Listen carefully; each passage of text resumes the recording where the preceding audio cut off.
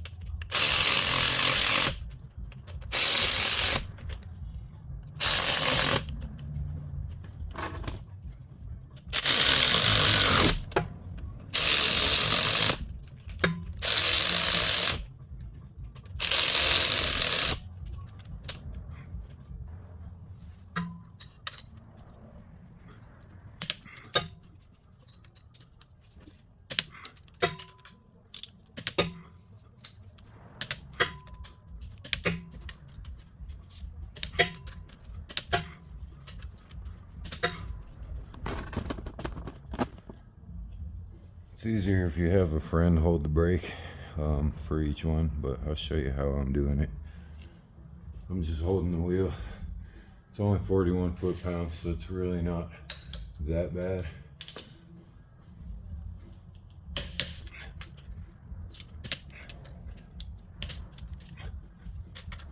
Just make sure you're crisscrossing your bolts. So go here, here, here, here. Just crisscrossing here.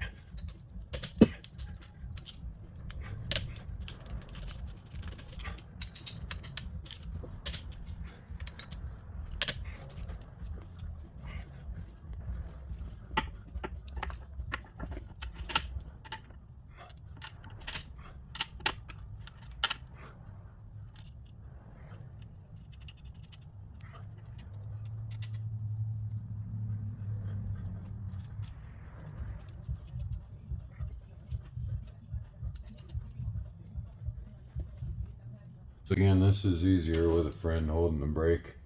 I'm gonna try just doing it like this at first and see if I can get it this way. I might have to brace this somehow. It's only 55 pounds, so I think I can do it. No, it's not gonna let me. So I'm gonna use this with my wrench to kind of brace it.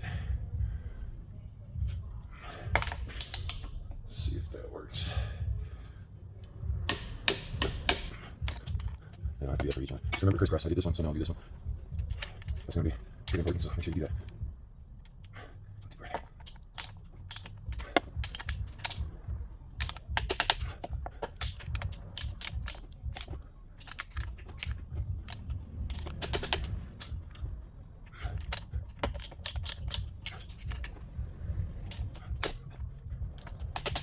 So just go over one more time just to make sure they're all where they need to be.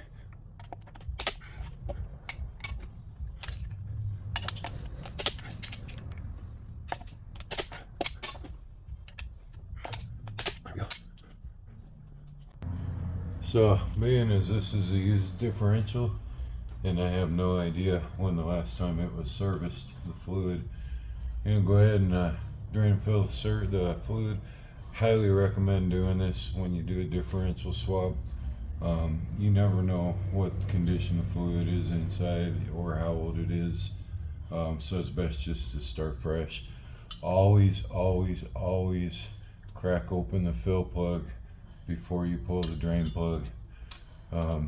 These are 10 millimeter hex, and you want to make sure that that hex is all the way down in there. You don't want to strip these. It could cause you a big problem, especially after you just swapped it.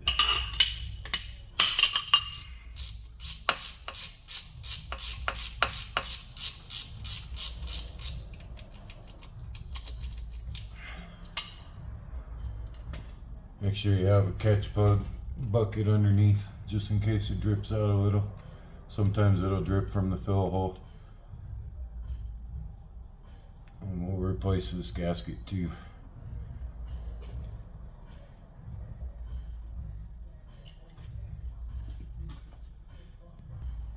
Your fill plug and your drain plug are going to be different, so make sure you pay attention to which one's which so you can put them back in the same.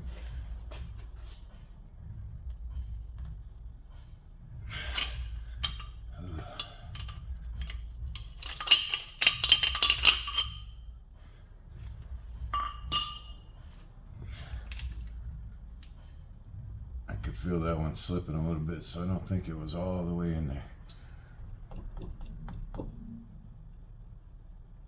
This one's really tight too.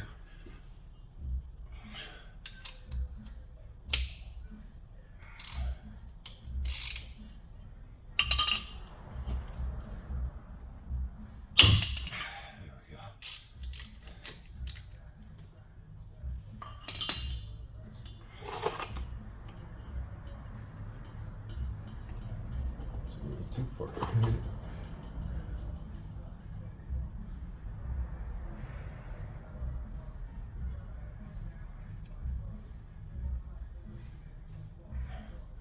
So you can see your drain plug has a magnet on it, and this is exactly why I recommend changing the fluid when you do this. Look how dark that is, and it stinks too. I can't even tell you how bad it stinks, but definitely. And I'm actually even gonna flush probably a half quart, maybe a quart through, just to kind of clean it up in there a little bit too. But make sure you clean your drain plug up, put new gaskets on each one, the drain plug and the fill plug, and then we'll flush a little bit through here.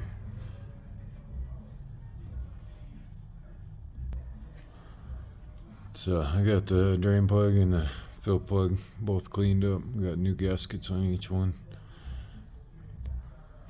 I got about 3 quarts of some generic Walmart 80/90 that I'm gonna flush through here before I add the rest. This is what I use. I use a cap, and then I put a clamp on a hose, and it'll allow me to pour it into there. or squeeze it into there, I should say. So I'm just gonna flush this one through so we can clean it up inside there. See how much cleaner that looks? And that'll get rid of any other little gunk that might be right there. That's probably good enough. We'll go ahead and let that drain out, and then I'll fill it up.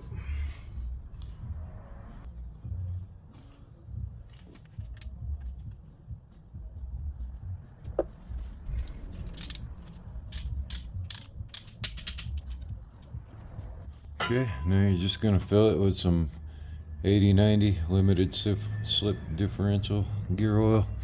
You're just gonna fill it up in here. Just keep filling it until it drips out of here. You want a steady flow coming down so you know for sure it's full. And then you'll just let that drip until you can put the fill plug back in.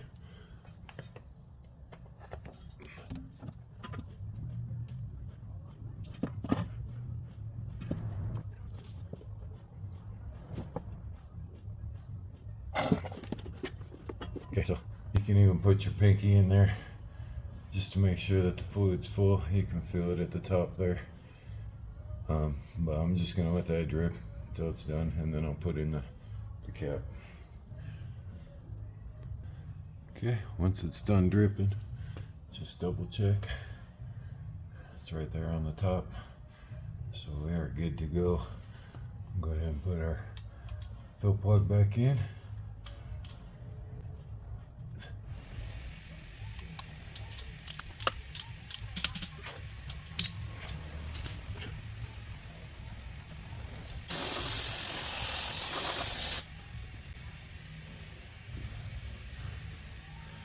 That's it.